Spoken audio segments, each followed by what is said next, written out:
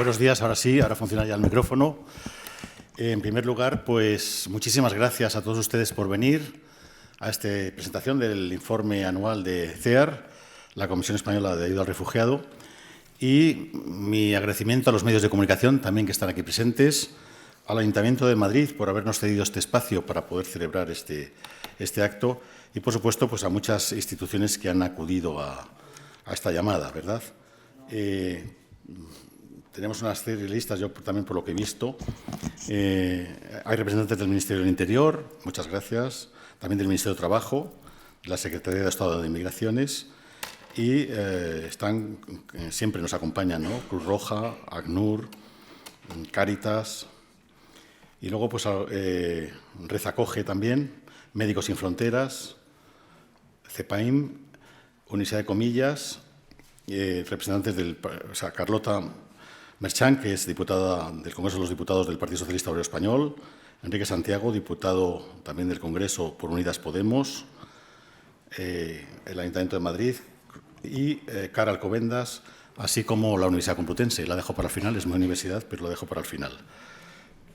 Hay también representación sindical, comisiones obreras, uso y no sé yo si me olvido alguna institución, ¿no? Que no la hayamos podido captar en esta llegada. Pero también un agradecimiento especial a Matilde Fernández, que fue ministra con el Gobierno socialista de los años 80 y que siempre es importante que aunque ahora sigue comprometida, ¿no?, con el trabajo de ACNUR España, pues es muy importante que estas personas que han tenido unos puestos relevantes en momentos cruciales para la historia de España, pues también les hagamos mención. Bien, es para mí un honor volver a presentar este informe anual de CEAR, que recoge esa actividad que durante el año se ha celebrado por parte de nuestra institución y fundamentalmente también datos, como se han señalado aquí, pues sobre refugiados, ¿no? Esta es una gran tragedia que venimos padeciendo desde hace tiempo, bueno, nunca ha dejado de existir, pero que se ha intensificado en los últimos tiempos con motivo de las guerras de Siria, Yemen y tantas tragedias que asolan este mundo, ¿no? Hay muchos refugiados que también vienen huyendo por dictaduras políticas, por motivos religiosos, por violencia de género. En definitiva, tenemos, por desgracia, siempre refugiados. Lo ideal es que no los hubiera, pero vivimos en un mundo que, por una parte, avanza tecnológicamente. Estamos todos ahí con el 5G, ¿no?, en la competencia. Parece que vamos a resolver todos los problemas, pero al lado de estas tecnologías que avanzan también en el mundo biosanitario, pues tenemos que todavía el hambre sigue existiendo en el mundo, que la pobreza sigue existiendo en el mundo, que también tenemos pobreza en nuestros propios países desarrollados, y esto no lo dice solamente Oxfam, o no lo dice solamente el informe de FOESA, que por cierto acaba de ser publicado con el apoyo de Cáritas, sino que también el Instituto Nacional de Estadística, instituto público con gran tradición también rigurosa y científica, admitido así en Europa, en la Unión Europea, que señala también la existencia de pobreza en comunidades como Madrid también, que es la más rica de todo el país, ¿no? Estas tragedias existen y ya digo que por lo que nos concierne a nosotros, que es el tema de los refugiados, pues adquiere unos tintes realmente dramáticos y muy graves, ¿no? La cantidad de gente que está muriendo en el Mediterráneo, la cantidad de gente que llega en unas situaciones muy difíciles y que hay que atenderles y que en definitiva es una labor la nuestra, creo que importante, pero que nos gustaría, repito, que no hubiese tanta tragedia en el mundo, ¿no? Y desde que yo empecé mis estudios de económicas y tomé conciencia de estos problemas, realmente mira uno hacia atrás y dice, pues no han cambiado muchas cosas, por desgracia, ¿no? Ha habido progresos tecnológicos, ha habido progresos en riqueza y en renta, sin embargo, estos grandes lastres, sobre todo las guerras, las violencias, las dictaduras, siguen existiendo. Y eso es algo que no debemos de olvidar nunca, ¿no? No dejarnos obnubilar solo por ciertos progresos, sino darnos cuenta que a nuestro lado, cerca de nosotros, hay mucha gente que sufre privaciones y, lo que es peor, persecuciones, y también pues sigue habiendo prisioneros y gente que sufre muchísimas humillaciones y muchísimas torturas. Eso es lo que tenemos ante nosotros ante este panorama. Este aniversario de nuestro año último, ¿verdad?, también coincide con el 40 aniversario de CEAR, ¿no?, de la creación de CEAR, ¿no? 40 años, por una parte, son muchos para una persona, ¿no? Aunque a mí ya me parecen pocos. 40 años ya, cuando tenía 40 años, ¿verdad?, quien lo estuviera. Pero desde el punto de vista histórico, pues es poco, ¿no? Es poco. Sin embargo, seguramente cuando se fundó CEAR, los propios fundadores no pensaban que a lo mejor iba a tener una duración de 40 años, ¿no? Y ha habido dificultades, ha habido muchas dificultades, sobre todo económicas, ¿no?, con la crisis, con los recortes. Pero al final hemos sobrevivido y hemos seguido existiendo y estamos ahí y nos parece muy importante esta labor, ¿no? Me decía un representante de ACNUR que CEAR no podía desaparecer, porque no solamente atendíamos a los refugiados en frontera, les defendíamos en la petición de derecho de asilo, teníamos casa-refugio, centros de refugiados y les dábamos alojamiento, sino que les prestábamos muchas más prestaciones, ¿no? Sociales de todo tipo, ¿no? Psicológicas, los trabajadores sociales, la enseñanza del idioma, en fin, muchas otras que no solamente simplemente es dar comida y dar alojamiento, que es muy importante, sino todo ese apoyo que lleva consigo ayudarles a los trámites, escolarizar a los niños, todo ello es fundamental. Pero ellos señalaba ACNUR que somos una organización que también denuncia la posible violación de derechos humanos que se puedan producir en las fronteras, en las verjas, ¿no? Y que éramos, además, pues, en ese sentido, pues, bastante pioneros, con riesgo, ¿no? Con riesgo, porque muchas veces, claro, dependemos de las subvenciones públicas y hacer críticas a veces a los poderes, pues no es grato, ¿no? Para nosotros, y tampoco es grato que tengamos que tener esta situación tan incómoda, ¿no? Pero yo creo que es también nuestra obligación como organización denunciar todo tipo de violaciones que se puedan producir de derechos humanos, ¿no? Posibles violaciones, ¿no? Tampoco vamos a decir que sean siempre violaciones. Y luego tratamos de crear conciencia entre la gente, lo importante que es atender a los refugiados y a los emigrantes. Siempre digo que España es un país que ha sido de emigrantes, ¿eh? Muchos españoles han tenido que emigrar porque aquí no había oportunidades económicas para ello. Ahora sigue habiendo emigrantes, ahora de otro nivel, ¿no? Ahora son los estudiantes, los licenciados, los que tienen que emigrar. En los años 60, 70 eran emigrantes que iban con las maletas de cartón, las clases trabajadoras, los campesinos, los jornaleros del campo, los que emigraban. Y hemos tenido muchos refugiados a lo largo de la historia, ¿no? Los exiliados después de la Guerra Civil fueron muchísimos, destacados intelectuales también. Perdió España una gran cantidad de talento, ¿no? Que se beneficiaron otros países como México, Argentina, Puerto Rico, ¿no? Y nosotros perdimos a esos grandes maestros, no los conocimos hasta mucho más tarde, eran gente de la cual no se podía hablar, pero hemos tenido siempre refugiados a lo largo de la historia, desde el siglo XIX para acá, ¿verdad? Siendo un país como hemos sido, de donante, ¿no? de migrantes, ahora tenemos que ser generosos con los que recibimos, ¿no? Y eso no se puede olvidar y por eso nuestra historia es tan importante, ¿no? Y CEAR se crea en los años de la transición, ¿no? La transición. Una transición que fue muy difícil, ¿no? Cuando se mira con perspectiva, que se puede criticar y se debe criticar, pero que fue muy difícil. ¿Y qué pasaba en el año 79? Pues había habido las primeras elecciones democráticas desde el año 36. Fueron unas elecciones que no eran constituyentes en principio, ¿no? Pero los resultados de las elecciones las hicieron constituyentes a esas cortes que se salieron del deseo de los españoles. Y en esas elecciones que ganó UCD con mayoría relativa, no tenía mayoría absoluta, vimos dos cosas muy importantes. Una, que los españoles no querían el franquismo. Alianza Popular, que era el representante del franquismo, sacó menos votos que el Partido Comunista. Y la Fuerza Nueva, la ultraderecha, sacó solo un diputado, ¿no? Entonces, apostaba por una transición de partidos como UCD, una derecha avanzada, democrática. Algunos venían del franquismo, pero se regeneraron, ¿verdad? Y otros venían de la oposición al franquismo. Fue una fusión de las derechas, por así decirlo, ¿no? Y luego el Partido Socialista Obrero Español, que sacó más votos de los que todos pensábamos, ¿verdad? Bueno, se aprobó la Constitución, hubo unas Cortes Constituyentes, una comisión plural surgida de esas elecciones. Y en esa comisión pues, se aprobó la Constitución en el año siguiente, ¿no? El 78, el 6 de diciembre, por eso es fiesta, ¿no? Teníamos por fin una Constitución, desde el año 31 no teníamos, ¿no? Y esta Constitución tenía avances sobre la Constitución de la República y mejoras, y realmente pues, yo creo que fue un consenso necesario y que ha permitido a una España que ha progresado mucho en estos 40 años, ¿no? Con sus defectos, con sus deficiencias. Las sociedades nunca son perfectas. Se puede tener una sociedad mejor, pero no perfecta. Hay que ser crítico, yo suelo ser crítico, pero también reconocer los esfuerzos que hubo que hacer y las dificultades que hubo que superar, ¿no?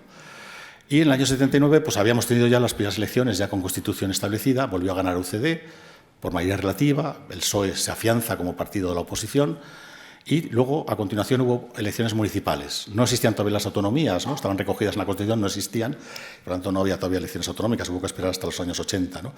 Pero sí que hay elecciones municipales. Son las primeras desde el 14 de abril de 1931, ¿no? Que se celebran en España. Y esas elecciones municipales nos ofrecieron una gran sorpresa. fueron muy cerca de las elecciones generales, ¿no? Ahora que hemos tenido dos cercas, cuando se dice muy cerca, bueno, pues las tuvimos ya en el 79, claro, entonces veníamos con tantas ganas de votar y no habíamos votado en tantos años que votábamos lo que fuera todos los días, ¿verdad? Fueron una gran sorpresa, porque ahí ganó la izquierda. Y en capitales como Madrid, Tierno Galván, el PSOE, que se tuvo que aliar con el Partido Comunista para gobernar la ciudad, Barcelona, Zaragoza, todas las grandes capitales las ganó la izquierda. El Partido Comunista, Córdoba, con Julio Anguita, y Algeciras, que también es una ciudad grande, ¿no? Eso fue realmente espectacular. De hecho, esa noche, ¿no?, de euforia por parte de la izquierda, alguien a Santiago Carrillo le dijo en la sede del Partido Comunista: Santiago, mañana declaramos la República. Y Santiago dijo: tranquilos, jovencitos, tranquilos, no estamos para eso. O sea que Santiago Carrillo se caracterizaba por su moderación y sobre todo por ser realista, ¿no? Y bueno, el impulso de algunos jóvenes, pues Carrillo dijo: aplacaos, que no estamos para eso. Bueno, pues realmente aquello fue el momento, el contexto en que se funda CEAR, que ya venía funcionando anteriormente, porque en España recibimos muchos emigrantes, refugiados, emigrantes ya empezamos a recibir en aquellos años, pero sobre todo refugiados argentinos, uruguayos y chilenos, ¿no? Porque fue la llegada de las dictaduras en estos países. Y vinieron a España, que también vinieron en un momento que había una dictadura, pero ya una dictadura en decadencia, en declive, que íbamos a proceder a la transición, que no sabemos nadie cómo iba a salir, si bien o mal, pero que fue muy importante que en ese momento se tuviera la lucidez suficiente para ver que España iba a ser un país de acogida y lo que nosotros habíamos recibido de otros países ahora se lo teníamos que dar a esos países, ¿no? Y muchos argentinos y chilenos vinieron a España, y uruguayos, porque tenían aquí familia, porque claro, hay muchas relaciones familiares con estos países. Y vinieron a España a pesar de que estaba ya el franquismo en las últimas, ¿no? En las últimas, que tampoco sabíamos cuánto iba a durar, podía ser una agonía larga o no larga, ¿no? La historia no estaba escrita, había que hacerla, ¿eh? Y se hace camino al andar, como dice Antonio Machado. Y realmente eso fue lo que a mí siempre me ha impresionado, la lucidez de crear CEAR en ese contexto, ¿no? Y si bien fue para acoger a estos refugiados, porque en España no tenía nada, no tenía refugiados, no tenía derecho al asilo, no estábamos en las grandes aceptaciones de las convenciones de Ginebra, de los derechos humanos, ¿no? Y eso fue un paso, me parece que es fundamental, y ahora podemos decirles a aquellos fundadores que muchas gracias por la visión que tuvieron y muchas gracias por haber fundado esta institución que ha crecido muchísimo en los últimos tiempos debido a la cantidad de refugiados que llegan, que ha sido capaz de ofrecer retos y superar retos difíciles, también económicos, como señalé antes, y que aquí estamos, 40 años después. Y hacemos lo que podemos y luchamos también para que precisamente en este mundo todo el mundo tenga una vida digna y sobre todo los que vengan aquí tengan una vida y una buena acogida y puedan prosperar profesionalmente y puedan prosperar en nuestro país. Eso es de lo que nos tenemos que sentir más satisfechos y orgullosos. Y ya para terminar, diré que se ha dado el premio Canarias, la Comunidad Canaria, a CEAR Canarias, en los premios de la comunidad de los premios de la festividad de la comunidad. Son 3 premios, uno ha sido dado a CEAR Canarias, que tiene también un gran desafío, por lo que sabemos también la llegada de tantas pateras a Canarias. Y yo estuve como presidente allí, me resultó muy emotivo el acto, fue nuestro delegado en Canarias el que lo recibió, acompañado de un refugiado, y yo estaba en la primera fila y me emocioné cuando vi a todos los de CEAR atrás, en la CLAC, dando grandes vivas y grandes aplausos, ¿no? Algunos de CEAR dicen, claro, como teníamos más CLAC que ninguno, pues han sido el premio más aplaudido. Dicen, nos hemos pasado un poquito, seguramente. Y digo, no estuvo muy bien. A mí me emocionó cuando volví para atrás la vista y os vi a todos ahí dando vítores, alegrías y bravos. Y esto es el reconocimiento a un trabajo de todos. Un trabajo de todos los que estáis en CEAR trabajando, a todos los voluntarios de CEAR que son fundamentales y que son muy importantes para esta labor. Así que mi agradecimiento, ¿no? Y ya deciros que hoy acabo mi enseñanza universitaria, es mi última clase esta tarde, así que hablaré mucho más a partir de ahora, ¿verdad? Una vez que no tenga las clases, pero me dedicaré más a CEAR. O sea que lo siento por Estrella y todos que me quieren mucho porque no me meto mucho en los asuntos, ¿no? Ingiero mucho. Ahora voy a ser un poco el jubilado pesado, ¿no? Que vaya a CEAR, a dar guerra, ¿no? Así que a mí también me ilusiona, ¿no? Poderme comprometer más en el trabajo de CEAR, y ahora lo he compaginado con mis tareas universitarias y también con mis tareas que digo yo, como hijo, que tiene una madre de 93 años, y como abuelo, ¿no? Con lo cual también esa necesidad de combinar la vida familiar con la laboral es muy importante, ¿no? No me voy con tristeza ni con nostalgia de la universidad, al revés, yo creo que ya son muchos años, porque yo he estado 3 años de emérito, o sea que supero con creces la jubilación, que es a los 70 años. Muchos compañeros más jóvenes que yo ya se han jubilado en el departamento y yo he seguido hasta el final porque, aunque la docencia es dura, más dura de lo que la gente se piensa, estar con la juventud siempre es algo muy alentador. Yo cuando entro en clase, a veces voy con pereza ya. Entro en clase ya, una vez que entro allí, es como 2 horas con las que disfruto, fundamentalmente, ¿no? Y transmitir el conocimiento es de las mejores cosas que uno ha tenido la suerte de tener en esta vida, ¿no? Aparte de haber sido rector de la universidad más grande de España, ¿verdad? De la Complutense, 8 años. Después me han seguido otros rectores, pero ninguno dura 8 años. A los 4 años los han cargado, ¿verdad? Así que yo fui el primero elegido por sufragio universal, voto ponderado, y que pudo reelegir el cargo. Había límites de cargos, ¿eh? No, si hubiera seguido, si no, hubiera seguido, ¿no? Y mi familia estaba tranquila porque había límites, porque me decían, este es capaz de seguir. Pero no, porque de decanos tuve 14, de económicas, porque no había límite. Bueno, esta es un poco mi desahogo personal, ¿no? Pero decir que ahora pues voy a estar más implicado en CEAR. Muchas gracias.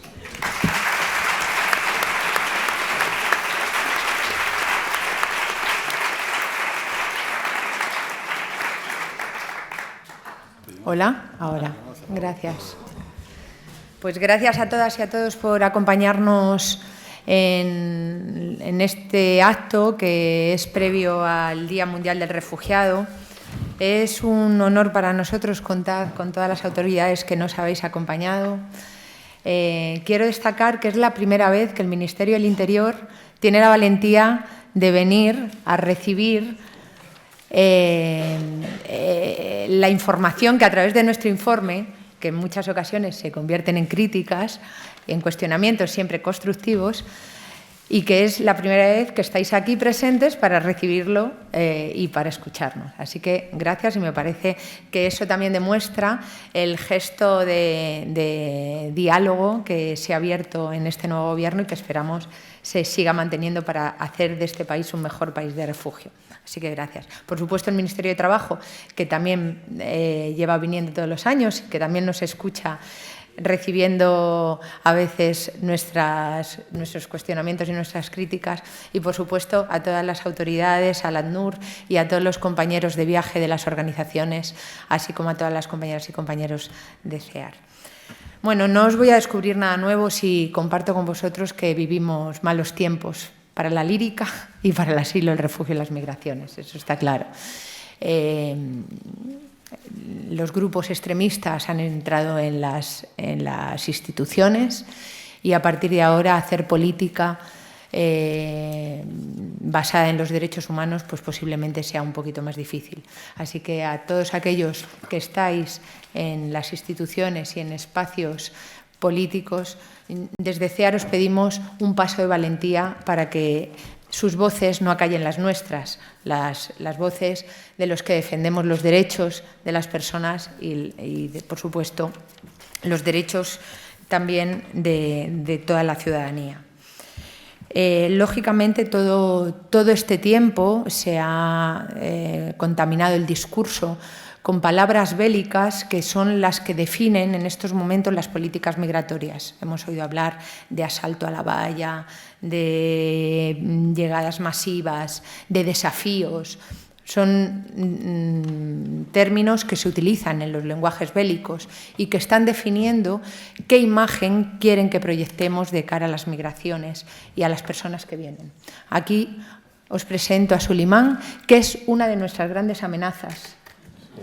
Sulimán. Gracias a él podemos, a posteriori, conocer cómo estos señores que tanto nos amenazan y que vienen a robarnos todo lo nuestro, eso que nos identifica, nuestra cultura, nuestros valores, lo que somos nosotros, pues seguramente lo que está haciendo es enriquecernos mucho más. Así que no te asustes, te lo he dicho de broma, ¿eh? Sí, gracias. Bueno, en todo caso, yo creo que hay que hacer una reflexión y que, en palabras del sociólogo Sayat, Abdelmalek Sayat, nos decía que las políticas migratorias funcionan en muchas ocasiones como un reflejo de las problemáticas propias. Y, desgraciadamente, cuando miramos a ese reflejo, lo que vemos es qué tipo de sociedad somos, qué tipo de sociedad estamos construyendo y qué tipo de sociedad queremos ser. Así que Ojo con nuestras políticas migratorias, porque precisamente con lo que hagamos a través de ellas es lo que vamos a definir en nuestra sociedad futura. Y en ese sentido, las imágenes que nos devuelve ese espejo son bastante trágicas. Por un lado, si nos ponemos a hacer una revisión de cuál es nuestra política, hay una imagen que la define, y son los muros.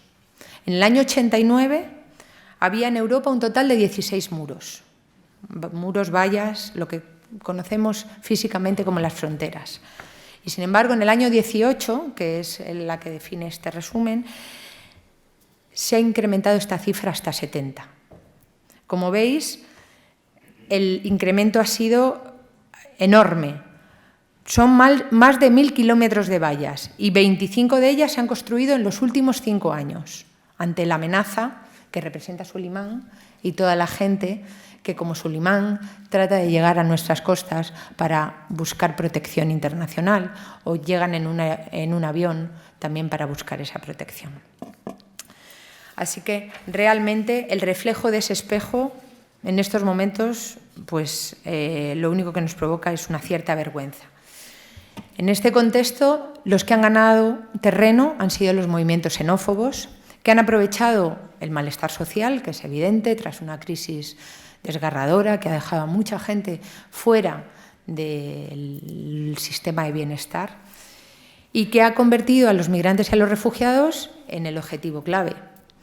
En ese sentido, sus discursos anti-inmigración, aludiendo a la necesidad de cuidar lo nacional, lo nuestro, muy alejado de la realidad, que es la globalización, que es inevitable y que avanza cada día más, pero no solo para el dinero y para los productos, también para que las personas podamos movernos, está contaminando tóxicamente todo el debate político y social, poniendo en riesgo algo fundamental, que es la cohesión y la convivencia.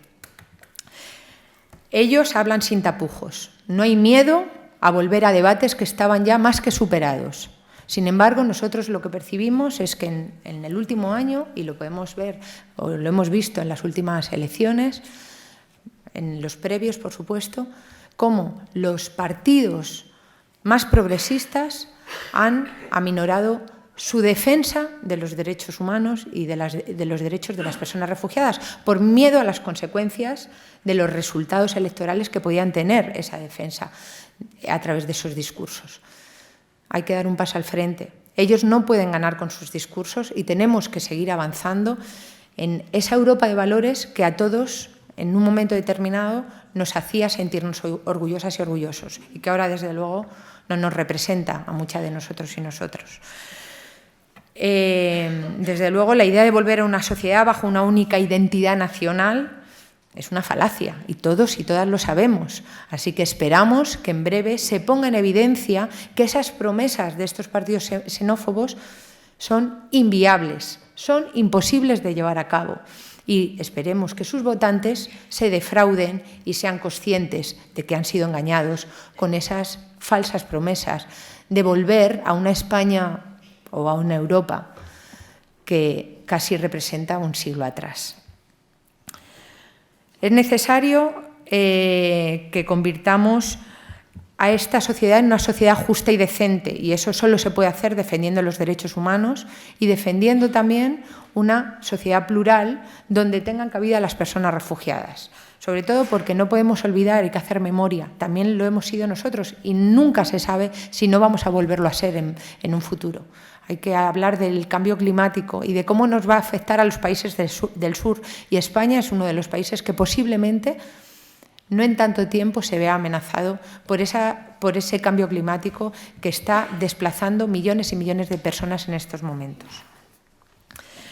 Seguimos retrocediendo en el cumplimiento de derechos, en nuestras políticas migratorias y de asilo, y así lo estamos viendo en las negociaciones del Sistema Europeo Común de Asilo, de Dublín, y de todas las propuestas que se están poniendo encima de la mesa en los parlamentos, en los ayuntamientos, en los gobiernos. Por tanto, realmente, insisto en la misma frase del principio, son malos tiempos para los derechos humanos. realmente lo que estamos viendo es que se están poniendo en marcha medidas puntuales que se están convirtiendo en políticas estratégicas para desarticular o para perder derechos y para rebajar el derecho a asilo. Transformando políticas y bordeando incluso la legalidad o violando la legalidad a la vista de todos. Y ahí tenemos las devoluciones ilegales, las devoluciones en caliente que se siguen produciendo en nuestra frontera sur y que, desde luego, está en estos momentos pendiente de una decisión en Europa y esperemos que se haga justicia en ese sentido. Pero lo que no puede ser es que todos estos cambios y todas estas situaciones supuestamente provisionales se hagan bajo una narrativa de legitimidad, construida sobre el discurso de la seguridad y el miedo al otro, que es lo que nos están tratando de transmitir.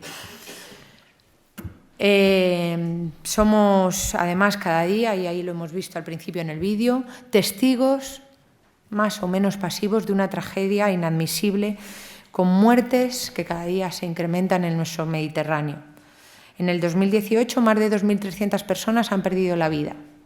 Lo hemos visto. Y hemos visto cómo se han planteado discursos políticos que sostienen que estas muertes solo se pueden evitar luchando contra las mafias y no rescatando personas, como sería lo lógico. En ese sentido, vemos cómo se justifica que el efecto colateral del tráfico de personas son estas muertes y no las políticas de cerración de fronteras o de cierre de fronteras, que se están llevando a cabo. Por tanto, hay también un discurso absolutamente perverso que trata de justificar todo lo que está sucediendo. Entre tanto, ni una sola propuesta para habilitar vías legales y seguras, o mínimas, una política activa de visados que permita a la gente venir sin jugarse la vida en el mar, sin ponerse en manos de esos traficantes a los que les estamos permitiendo hacer negocio y realmente donde estamos viendo que no avanzamos en materia de derechos humanos. La fórmula estrella es el acuerdo con terceros países que no garantizan los derechos humanos.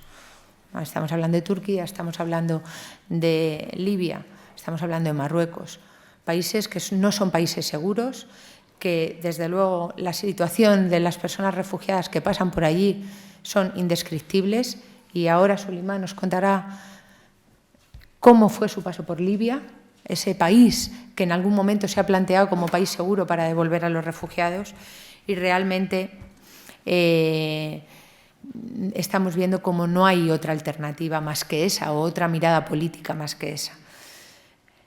Los acuerdos, además, no solo se vinculan a la vigilancia y al control de fronteras, a la repatriación y readmisión de migrantes, sino también que también se han orientado a la ayuda al desarrollo para el control migratorio.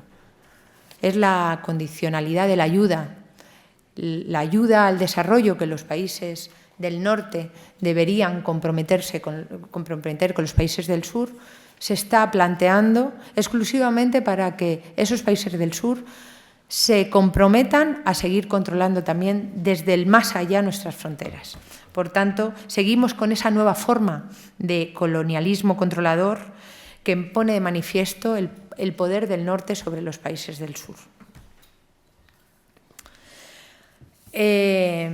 Pero yo creo que hay que destacar iniciativas importantes que sí se han producido en el año 18 y que nos generan ciertas expectativas y esperanzas.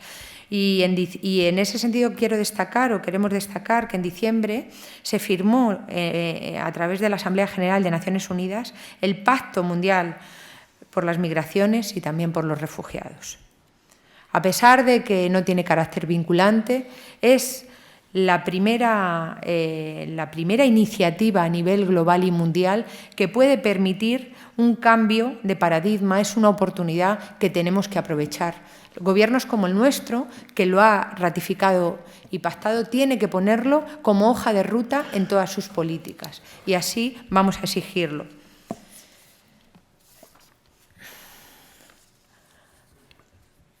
En España hemos vivido una situación controvertida, por decirlo de alguna manera. En primer lugar, hay que destacar el incremento de las solicitudes de asilo. España, que había sido un país que recibía muy poquitos solicitantes de asilo históricamente, en los últimos años ha ido incrementando esas solicitudes de protección internacional. El año pasado, más de 54.000 solicitudes, con un crecimiento del 74%, nos situó en ser el país que recibía el 8% de las solicitudes de asilo de toda Europa y nos situaba entre los primeros países de la Unión Europea recibiendo solicitantes, por encima de países como Italia o Suecia, pero muy por debajo todavía de Alemania o Francia. En 2018, también lo sabéis, no es nuevo, España se convirtió en la primera ruta del Mediterráneo recibiendo personas y así nos convertimos en el país que recibía el 51% de las llegadas marítimas a la Unión Europea. En lo que llevamos de año, las solicitudes de asilo siguen incrementándose. El Ministerio del Interior, que también está publicando sus cifras puntualmente con mucha lucidez y yo creo que con transparencia, ha publicado recientemente que en los últimos 5 meses más de 46.500 solicitudes de asilo se han registrado en nuestro país.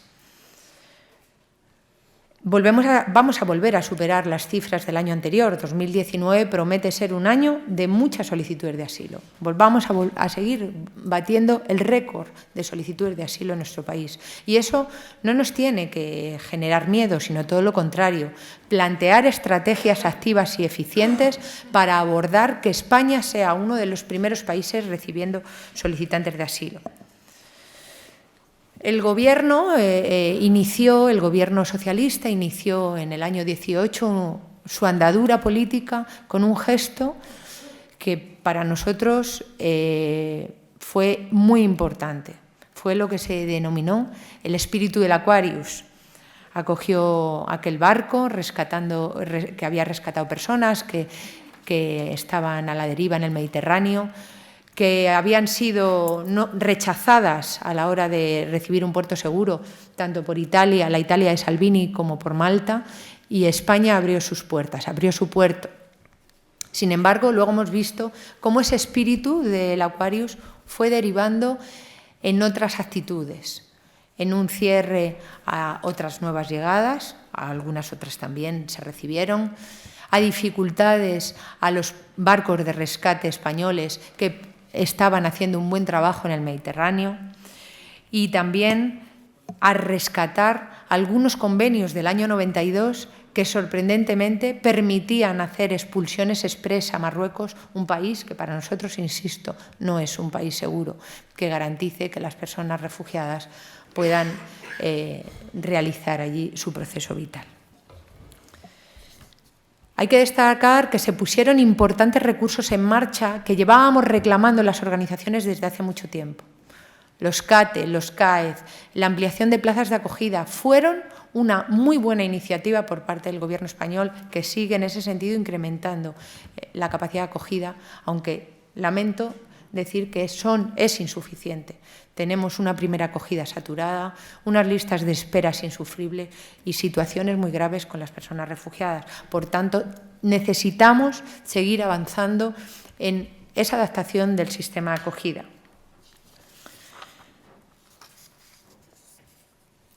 Solo nos queda hacer una petición al Gobierno de Sánchez.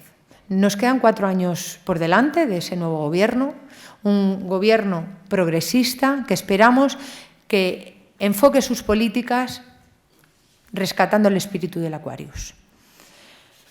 Creemos que España, en la situación que tiene en estos momentos en el Parlamento Europeo, puede liderar una nueva forma de hacer política junto a otros países, países del sur, países como Portugal, incluso Francia, rescatémosles. Vamos a ver qué podemos hacer con Alemania. Con Italia, de momento, no contamos, pero con otros países podremos hacerlo, incluso con países de fuera que nos están apoyando y nos están impulsando unas nuevas formas de hacer política migratoria, como pueda ser Canadá. Vamos a intentar, o instamos a que se intente, una nueva forma de hacer política liderada por España a nivel europeo. Y que la hoja de ruta, insisto, sea el Pacto Mundial sobre Refugiados de Naciones Unidas, con el fin también de que internamente se pueda promover un pacto por el asilo y el refugio en base a ese pacto de Naciones Unidas, ese pacto por los refugiados. Vamos a dejar al lado el miedo a los movimientos xenófobos que no pueden ni deben ganar esta partida en la que nos jugamos mucho. Así que vamos todas y todos a remar a por ello. Gracias.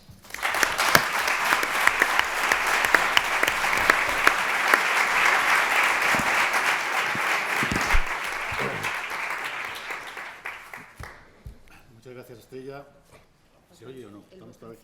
¿Pero qué pasa con el botoncito? Si Pues que debe ser que cuando lo cogemos lo apagamos. Tiene la palabra a continuación Paloma Fabieres, que es directora de Políticas y Campañas de CEAR. Es una gran comunicadora. De hecho, yo el otro día, en una tertulia que estoy en Radio Nacional de España, la coordinadora me dice, pero tú eres presidente de CEAR, no lo sabía. Ahí con quien tenemos contactos es con Paloma Fabieres, ¿no? Así que eres muy conocida. Bueno, pues nada, Paloma. Bueno, muchas gracias. Ahí. Bueno, yo brevemente, nada más, aterrizando ya en la presentación del informe y de los datos que planteamos en el informe y del análisis que hemos hecho en cada uno de los capítulos del informe, que es lo que presentamos hoy, solo dar 4 pautas, porque detrás de los datos, evidentemente, hay personas, y yo, sobre todo, resaltar a qué dificultades nos hemos enfrentado en el 2018, cuáles persisten en el 2019 y cuáles pensamos que pueden ser los retos para el 2019. Hemos hablado del incremento de llegadas a España, sobre todo por vía marítima. El reto sigue siendo la mejor información sobre el procedimiento de protección internacional, el mejor acceso al procedimiento de protección internacional, la mejor calidad en el acceso a la protección internacional, la mejor detección de los miles de niños y niñas solos que están llegando a nuestras costas, la mejor atención a las mujeres especialmente vulnerables que llegan en ocasiones acompañadas de sus hijos pequeños, menores de edad, a los que creo que tenemos que prestar una dedicación y una mirada especial. Respecto al acceso al procedimiento, después de referirme a la parte que tiene que ver con llegadas marítimas, yo quiero volver a hacer hincapié en las personas que llegan a través de Ceuta y Melilla, y especialmente las personas que llegan a través de la valla de Melilla. Lo ha dicho antes Estrella, España ya fue condenada por el Tribunal Europeo de Derechos Humanos en una sentencia por considerar que se están produciendo devoluciones ilegales en la frontera de Melilla a través de la puerta, y se siguen produciendo devoluciones en ese sentido. Es decir, más allá de la respuesta del recurso de la Gran Sala, a día de hoy, y lo ha dicho el Tribunal Europeo de Derechos Humanos, esas prácticas son ilegales. ¿Qué ocurre? Con ello estamos evitando que las personas puedan acceder a protección internacional. Las personas buscan maneras alternativas, como pueden ser las llegadas a los islotes, y desde luego lo que nos preocupa considerablemente es que se puedan producir aplicaciones de procedimientos en frontera y territorio en función del lugar de llegada o en función del momento oportuno, ¿no? Hemos tenido una experiencia muy negativa la semana del 3 de junio de un grupo de personas, en su mayoría malienses, con la especial situación que está viviendo Mali, que llegaron a uno de los islotes, fueron trasladadas. Yo me encontraba en Melilla en ese momento, se aplicó un procedimiento en frontera acelerado.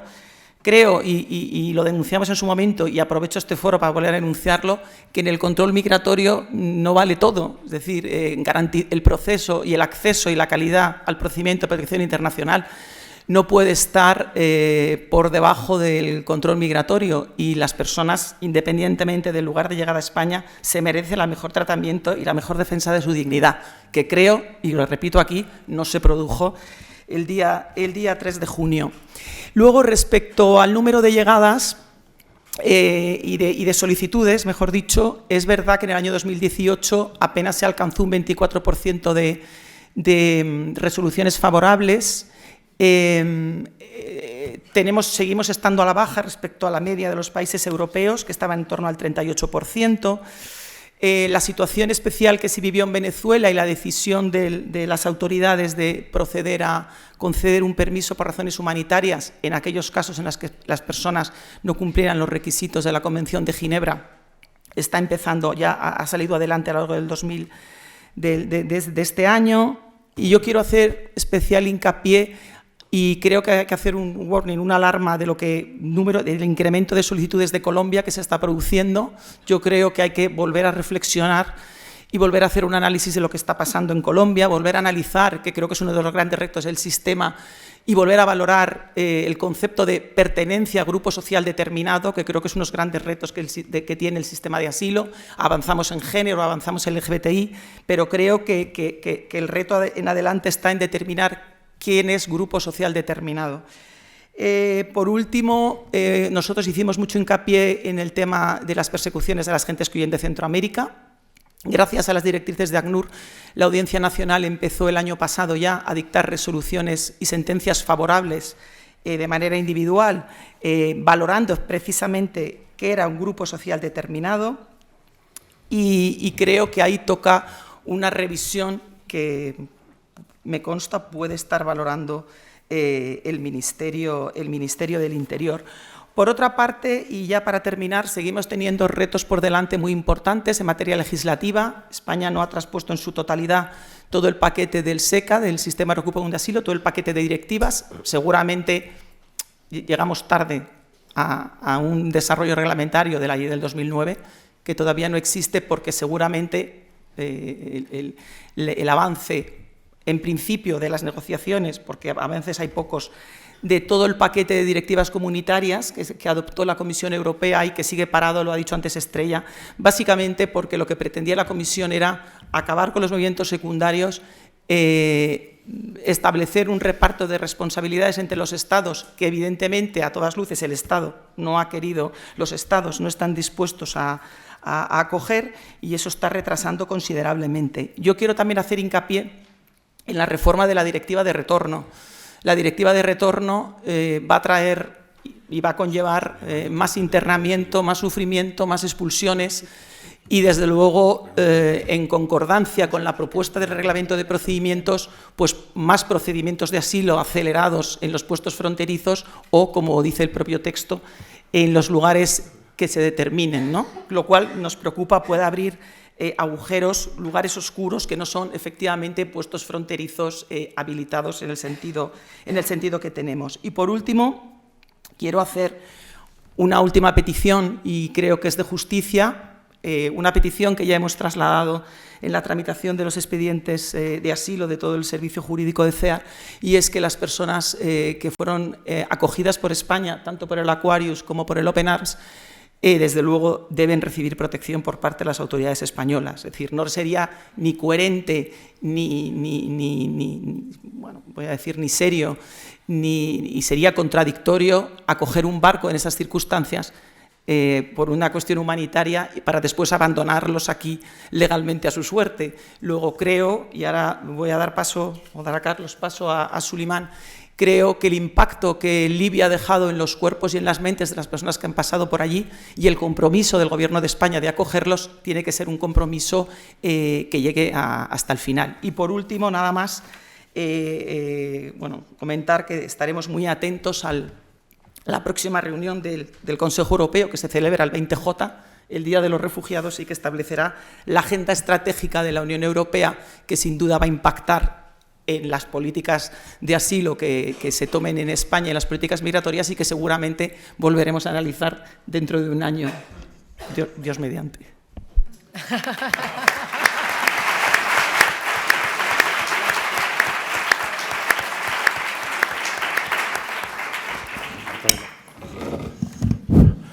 Muchas gracias, Paloma. Gracias también por la brevedad y sobre todo porque nos ha evitado la jerga jurídica que a veces se utiliza y que a los que no somos juristas nos cuesta. Así que ha sido muy esclarecedor lo que has acabado de señalar. Bueno, pues a continuación tiene la palabra Sulimán Barri, solicitante de asilo de Guinea-Conakry, tras su llegada en el barco Open Arms a Barcelona en julio de 2018. O sea, no lleva todavía un año en nuestro país y ya veréis cómo habla el castellano. Habla varios idiomas de su país de origen, el francés y el español. Gracias. Y algo del catalán también. Tienes la palabra.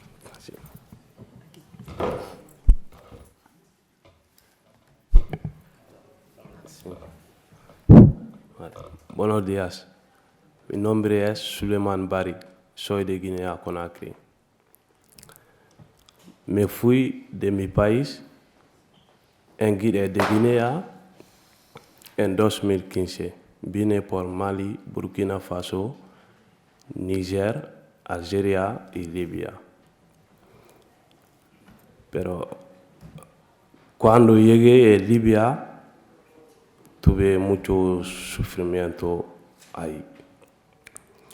Porque tengo que trabajar más para tener dinero y también estoy en la mano de alguien que tengo que trabajar más de mucho tiempo para dar los dinero. Estaba en Zabrata. Hay una ciudad que se llama Zabrata, al lado de Trípoli. Estábamos 80 personas, 50 hombres, 30 mujeres. Pero había 2 mujeres que estaban embarazadas entre nosotros. Pero si yo estoy enfermo en Libia, no puedo ir en un hospital porque yo soy negro, que negro no puedo ir en su hospital.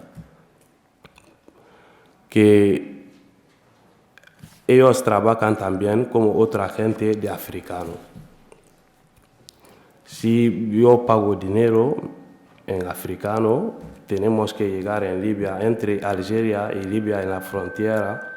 Hay otro grupo que viene a cogernos, a enviarnos también en su casa.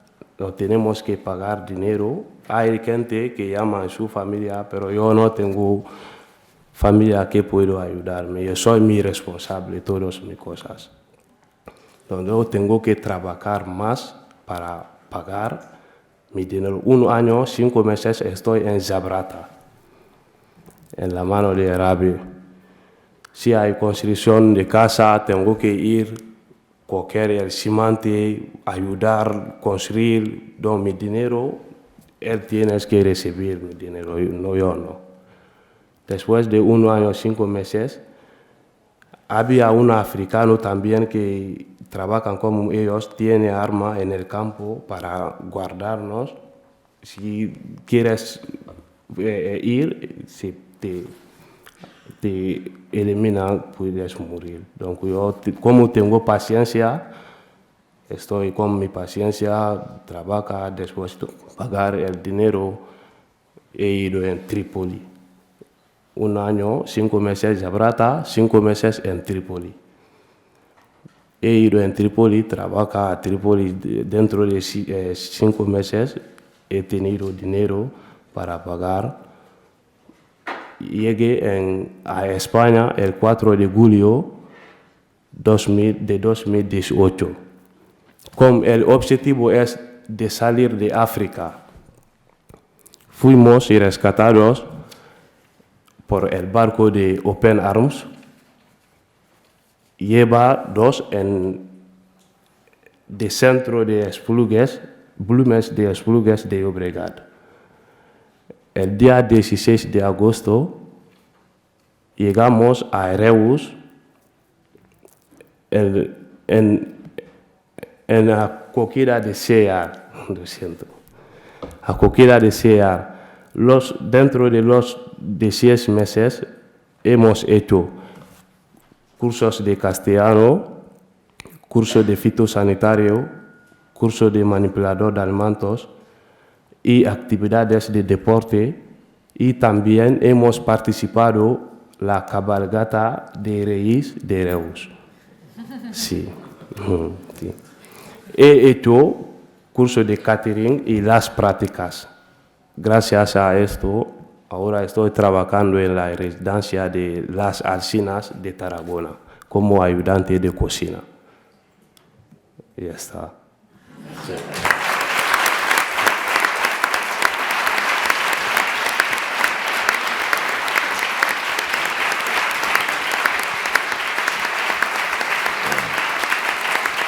Gracias. Gracias. Muchas gracias. Estos testimonios que hemos oído en muchas ocasiones en este informe anual realmente son impresionantes, ¿no? Y este, pues también, lógicamente, lo es. Todo lo que han sufrido, todo lo que han pasado. Y entonces uno se encuentra todavía más comprometido, ¿no?, con esta causa de los refugiados y ese repudio que decías ya a los que rechazan con argumentos falsos, además, con razonamientos falsos, y que demuestran no solamente no ser solidarios, sino inhumanidad. Bien, pues a continuación os voy a anunciar a ustedes que con motivo del 40 aniversario de CEAR, que se cumple este año, pues se ha creado por parte de CEAR, o relanzar, porque ya existía el premio, relanzar el premio CEAR Juan María Vandrés. Juan María Vandrés fue presidente de CEAR entre el año 1995 hasta el 21 de octubre de 1997. Luego no pudo seguir porque sufrió un derrame cerebral y por eso dejó esta presidencia de CEAR, que ahora yo me honro en presidir, y que ha habido gente tan importante como Vandrés, porque Vandrés, aparte de ser presidente de CEAR, tenía una historia, tenía una trayectoria muy importante. Él era abogado, era del País Vasco, laboralista, y también de defender a la gente del Tribunal de Orden Público. Había un Tribunal de Orden Público donde muchos amigos, compañeros pasaron por él, ¿no? Y él estaba comprometido con la causa de los perseguidos por el franquismo y también de los trabajadores que eran despedidos de las empresas y todo ello, ¿no? Fue una persona muy comprometida. Fue senador, precisamente fue elegido en esas elecciones del 77, fue senador, junto con Sirinac, un monje en catalán, ¿no?, que también era luchador por las causas progresistas y por la defensa de los más humildes, igual que Vandrés, y siempre se destacó en ello. Yo tuve la suerte de conocerle cuando hubo un estado de excepción en el País Vasco, en los años 70, y vinieron a pedir ayuda, y tuvimos una reunión con profesores, ¿no?, de la universidad con él y con Ibarra. Ibarra era otro abogado del País Vasco que había sido intentado ser secuestrado por la ultraderecha en su casa. Llamaron al timbre y cuando salió le engancharon y él se agarró a los barrotes de la escalera y pegando gritos por gritos consiguió que no le secuestraran. Pero es que había secuestros también, ¿no? Esto es bueno que los jóvenes lo sepáis, ¿no?, para que valoréis lo que tenemos ahora y lo que no podemos perder, ¿no?, que es importante. Entonces, Vandrés, en aquel charla, a mí me gustó mucho su charla, pero una cosa que me impresionó, cuando dijo que los mayores, los padres de ellos, nos dicen: hijos, no comprometeros, no meteros en líos, que los conocemos, que son los mismos, que sabemos lo que nos han hecho sufrir los franquistas. Y Vandrés dice: y les decimos a los padres, por eso luchamos, porque son los mismos, ¿no? O sea, un compromiso contra la dictadura muy importante. Por tanto, no solamente fue presidente de CEAR, sino ya tenía una trayectoria fundamental. Era un hombre además, muy preparado intelectualmente, y esas de esas personas que uno recuerda con cariño, con añoranza, que son esas personas que este país pues tuvo como unos grandes referentes en su momento. Bien, pues dicho esto, el premio va a tener 4 categorías: acciones por el refugio, iniciativa de la sociedad civil, nacionales e internacionales; voces por el refugio, comunicación y el periodismo; miradas por el refugio, arte y la cultura; y mención honorífica, vida por el refugio. Este premio se va a conceder el 18 de diciembre, que es el Día del Migrante, ¿no? Y el reconocimiento será una escultura, La espiral del viento, de Martín Chirino, total nada. Y estos premios, como dije antes, se entregaron desde el 2001 al 2008. En el 2008 vinieron los recortes y ya no hubo premios hasta ahora, que nos hemos recuperado algo económicamente y los podemos seguir dando. En honor de Vandrés y de todas aquellas personas, desde los medios de comunicación, del arte, la cultura, desde las organizaciones, están luchando a favor de los refugiados. Pues bien, presenten candidaturas, porque este premio, junto con el que concede el ACNUR, de Medalla Nansen del Alto Comisionado de las Naciones Unidas, es uno de los pocos reconocimientos que en los años 90 se hacían al trabajo solidario. Al trabajo solidario cuando había entonces 40 millones de refugiados y desplazados internos que se producían entonces, ¿no? Por eso me parece que es fundamental. Bueno, ahora tenemos un turno de preguntas que van a ser reservados solo a los medios de comunicación, porque vamos un poco retrasados. Les voy a decir que tenemos después un corto, 19 minutos, 40 años de refugio, y luego, después de este corto, habrá un café posterior. O sea, que lo lleva adelante Causas CEAR, que es una empresa que queremos iniciar para suministrar la comida, desayuno, cenas a nuestros centros de refugiados y prescindir de externalizar estos servicios. Bueno, a mí me parece que son exquisitos los manjares que proporcionan, ¿no? Así que no se vayan ustedes, pruébenlo. Y ya digo, preguntas de los medios de comunicación, a ver si les veo un foco ahí que... Hola, buenos días. Soy Marcelo Moncayo, corresponsal de la cadena latinoamericana NTN24. Ustedes daban algunos datos sobre el incremento en estos 5 meses del número de refugiados y se centraba la señora Fabieres en venezolanos y colombianos. Yo quisiera saber cuántos se han incrementado en esas nacionalidades en estos 5 meses, por favor. Gracias. Hola. Hola. Pues según datos publicados por el Ministerio del Interior, Venezuela ascendería una petición al Ministerio del Interior que tiene que ser más grande el número, que no lo consigo leer. 16.000, no el número de solicitantes, sino el formato.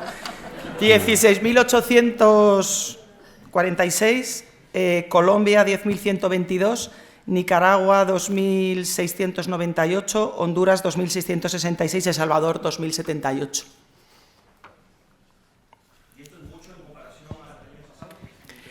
Pues hay un aumento considerable respecto a Colombia, respecto a Nicaragua, que pasa a ser el tercer lugar, y por supuesto de respecto a Venezuela, porque Venezuela ha sido constante tanto a lo largo de 2018 como a lo largo de todo el 2019.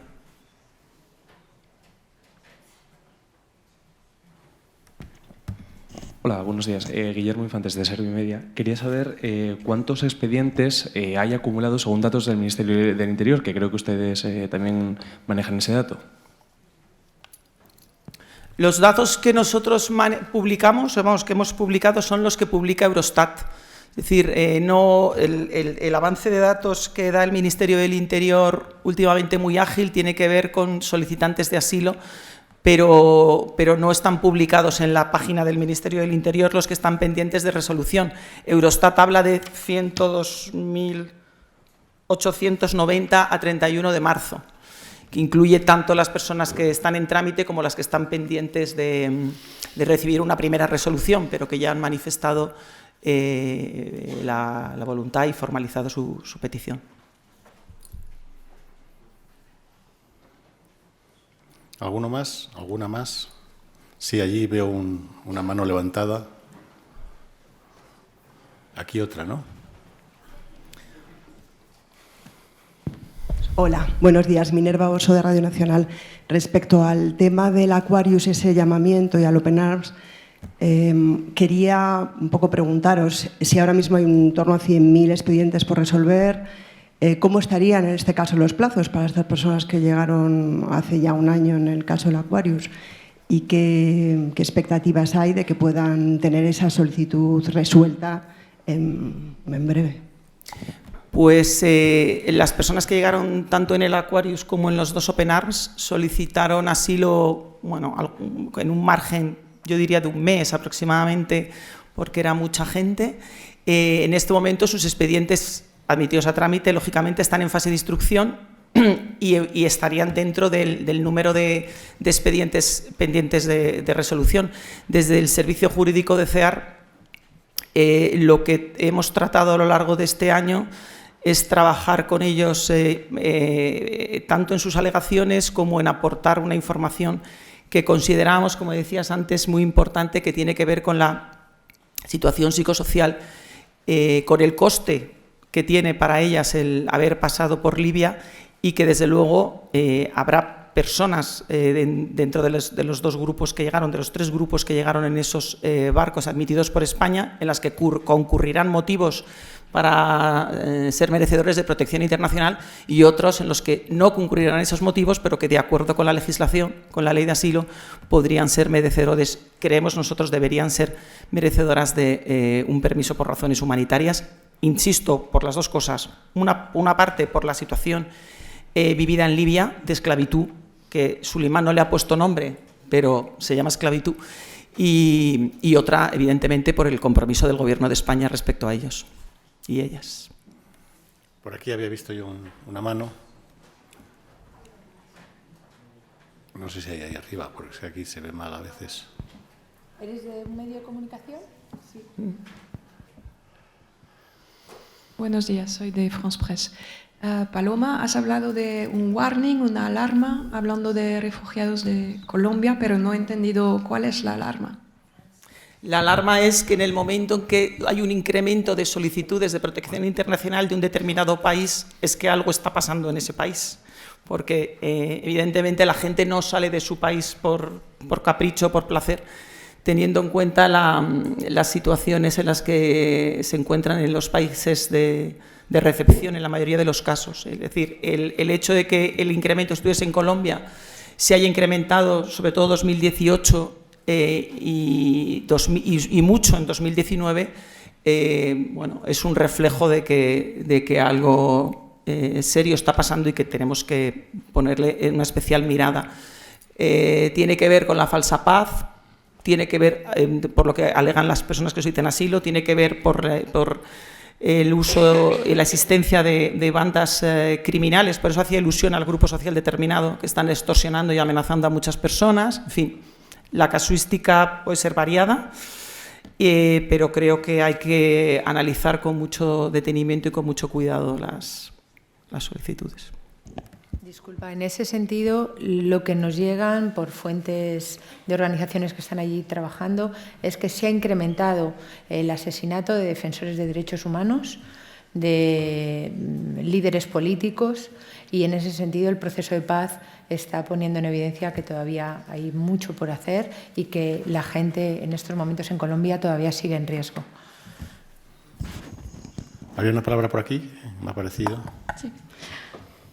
Soy Fabiola Barranco, de Cuarto Poder, y quería preguntaros que volvemos a encontrarnos con una situación, especialmente en Madrid, de personas refugiadas devueltas por Dublín que se están viendo en situación de calle y excluidas del sistema. Y bueno, me gustaría saber qué recomendaciones o medidas propone CEAR para solventar esta situación. Muchas gracias.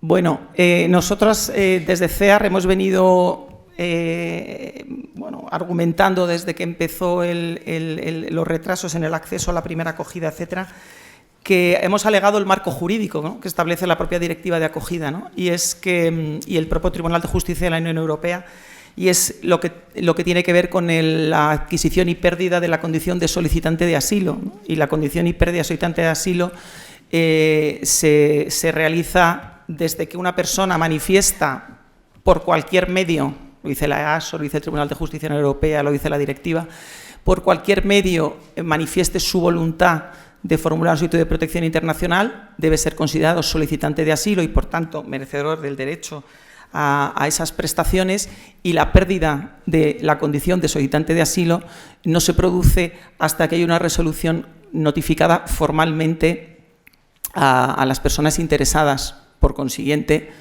planteamos que es obligatorio y que puedan acceder al sistema de acogida en el sentido más amplio. Bueno, no veo más palabras pedidas. ¿Alguna más o no? Es que como aquí hay un foco que nos ilumina, no vemos bien. Yo creo que no hay ninguna, ¿no? Más. Bueno, pues si les parece bien, agradeciendo las intervenciones habidas, pasamos a ver el documental que antes anuncié. 40 años de refugio, 19 minutos. Y luego el café. Muchas gracias, porque vamos a bajar a ver el documental y ya nos iremos al café. Pero muchas gracias, mi agradecimiento.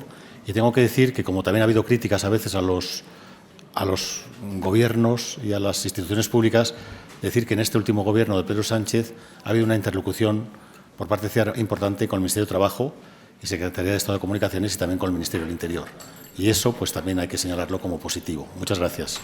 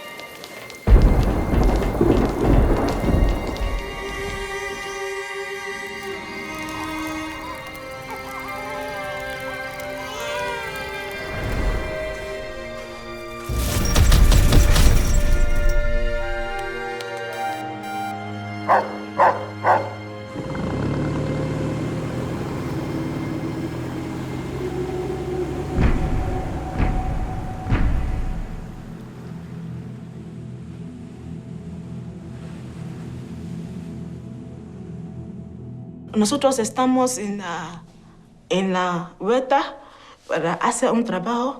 Ellos venían con un cuchillo largo con mi padre. Yo no sé qué pasa. No puedo porque la huerta no es muy lejos de casa de nosotros. A nosotros, mi madre, mi hijo, no puedo esperar más. Nosotros, rápido. No sé qué pasa. Dejé todo. Ay.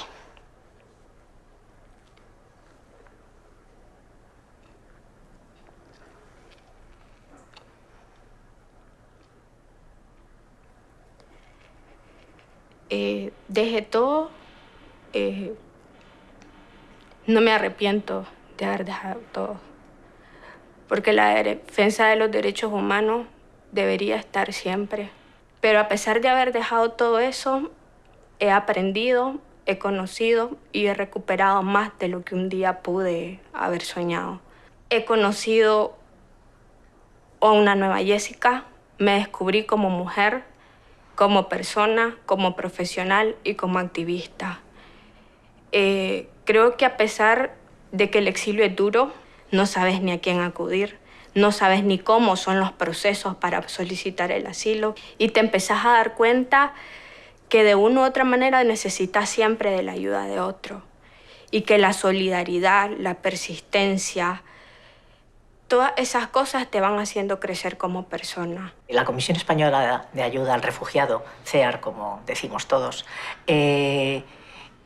cumple 40 años y realmente ha sido una de las grandes organizaciones que han sido útiles para el desarrollo de la democracia española.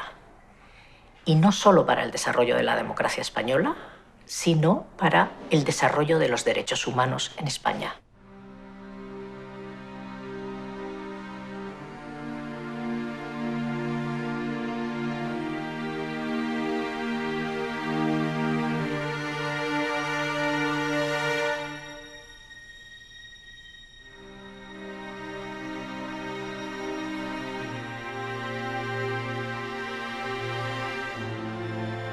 Inició el trámite de asilo político, que es el documento de la Convención de Ginebra de 1951 sobre refugiado político. Cumplo 41 años de mi llegada a España, del Río de la Plata, argentinos, uruguayos, el Cono Sur, chilenos, muchísimos exiliados en ese momento, porque nosotros contribuimos también a la recíproca antes, o sea, la acogida a los refugiados exiliados españoles, y ya no solo políticos, sino después de la hambruna en la década de 50 en España, de migrantes. Y nosotros recibimos la solidaridad del pueblo español, que ya había compañeros que estaban en conversaciones para el proyecto de SEAR, que luego se hicieron muchas actividades, se organizaron viajes con la colonia uruguaya. Viajamos con 44 niños a Uruguay para que pudieran conocer a sus abuelos. ¿Os podéis imaginar lo que fue la llegada de 44 niños a Uruguay para conocer a sus abuelos en plena dictadura en Uruguay? ¿Qué es lo que aportan los refugiados chilenos, argentinos y uruguayos a España? Pues ellos venían de la democracia y nosotros estábamos saliendo de la dictadura. Lo cual quiere decir que para nosotros los maestros fueron ellos. Y la primera CEAR que se constituye en 1979, se caracteriza por su carácter plural, porque allí hay todos los partidos políticos, los sindicatos, las iglesias y personas a título personal. En la Constitución española, que se apruebe en aquellos años, hay un reconocimiento del derecho de acogida, que, aunque no dice derecho político, pero que se podía interpretar bien. Entonces, basados en eso, dijimos, bueno, la creación de CEAR en el 79 no es suficiente. Tenemos que luchar para que sea recogido el derecho político de asilo con todas las dimensiones que tiene el derecho político. CEAR es imprescindible, fundamental, para que se dé el reconocimiento por parte del Estado español del derecho político al asilo y al refugio. Y exigirle desde ese reconocimiento al Estado que tiene que reconocer a los asilados, que tiene que defender ese derecho, que tiene que proteger y promocionar ese derecho. En los primeros años, la CEAR que yo conocí era eminentemente jurídica. Estábamos brindando de una forma muy directa y casi en exclusiva una atención pues, jurídica a los solicitantes, porque era una figura fundamental, claro, para poder encontrar esa protección. Y entonces CEAR, lógicamente, se da cuenta de que necesitamos tener un equipo multidisciplinar que pueda brindar esa asistencia desde el minuto 1 y esté brindando ya una atención global, completa, desde el punto de vista de aprendizaje del idioma, desde el punto de vista de facilitar todos los servicios iniciales, el empadronamiento, las tarjetas sanitarias, por supuesto la vivienda, la escolarización de los hijos, la consecución del trabajo ha sido una gran conquista, ¿no? Que los solicitantes también puedan trabajar con los retrasos tan enormes que hay en los expedientes. Ese acompañamiento, por ejemplo, la asistencia psicológica es una gran novedad de CEAR.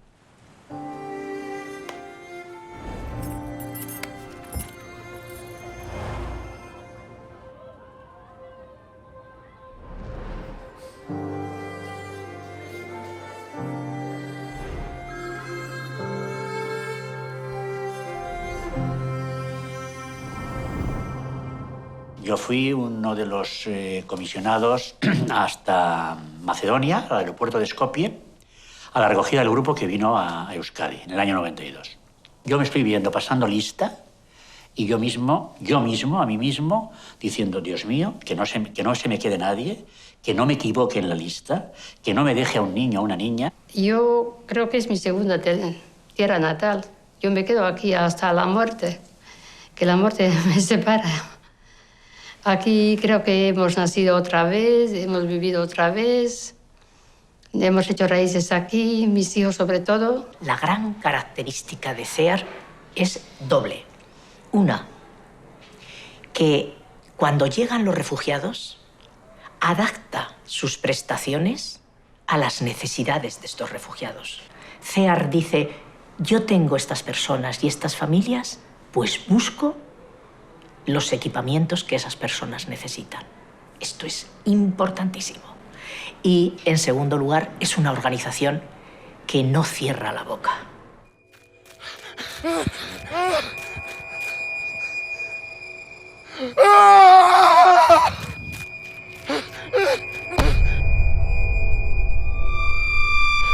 Pensé que venías todo loco. Te has tragado el Frontex. Agencia Europea de Fronteras.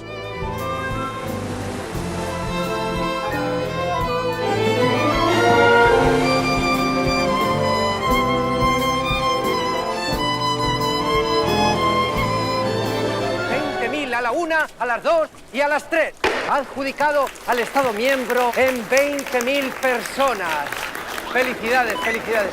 Es un lote de cuota extraordinario, compuesto por 10 machos, 9 hembras, varios niños y todos en perfecto estado de salud.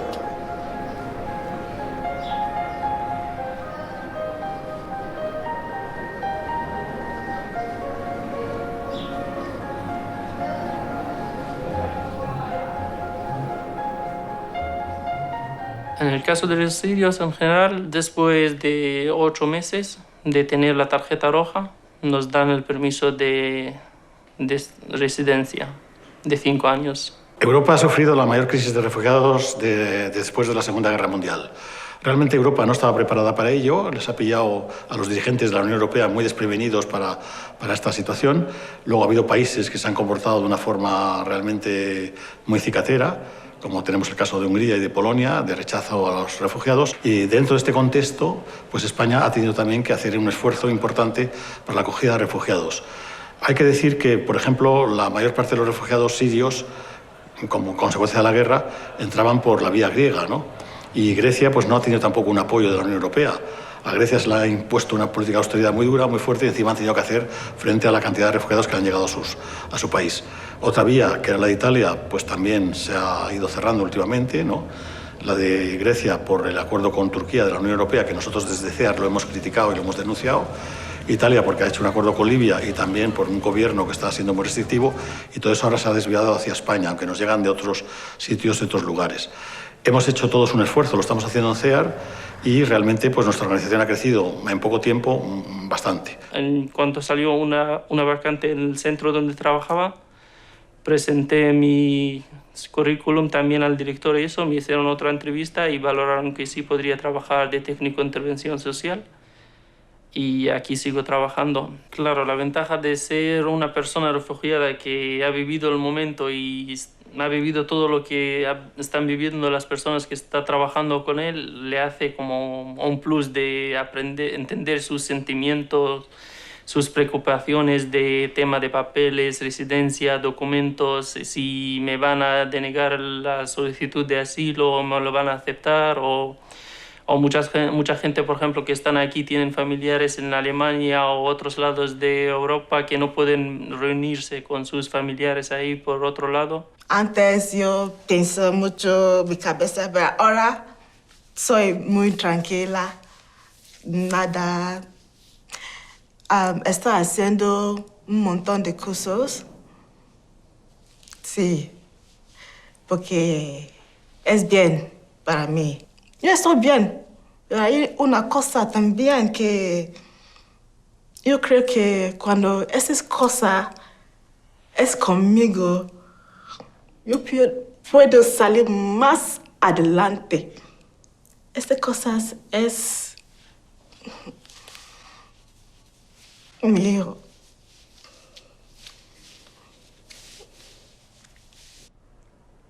Recuerdo que todas las noches pensaba que el siguiente mes iba a volver. Hace un mes desarmé mi maleta. Mi maleta siempre estaba lista. Cuando iba con el psicólogo me decía que tenía el síndrome de la maleta, porque en cualquier momento yo esperaba regresar. Es un trauma muy fuerte en la vida de una persona, sobre todo como yo nunca había pensado en abandonar mi país, pues eso es como un árbol que le arrancan de la tierra y siempre queda ese dolor, ¿no? Ya son 3 años de vivir en España, son 3 años de esperar esta respuesta. Ya por fin este 19 pues ya se tuvo esa segunda entrevista, le llamo segunda entrevista ya con la oficina de asilo, y espero que sea la última y que la resolución pues sea afirmativa. Estamos siendo asesinadas en Latinoamérica y sobre todo en mi país, Honduras, por decidir y defender el derecho de ser lo que realmente somos, unas mujeres diversas también, con pensamientos y actitudes diferentes, pero que al igual también merecemos el respeto y el principal derecho, que es el de la vida. Las organizaciones, en este caso CEAR, también han tenido un enfoque bastante significativo en el tener espacios totalmente LGBT, ¿no? LGTBI a nivel de apoyo o recursos de acogida, ¿no? Al principio. Para mí CEAR es como el escudo de los refugiados. Esas personas que nos hemos beneficiado de alguna forma u otra de CEAR, siempre acabamos siendo parte de ese proyecto.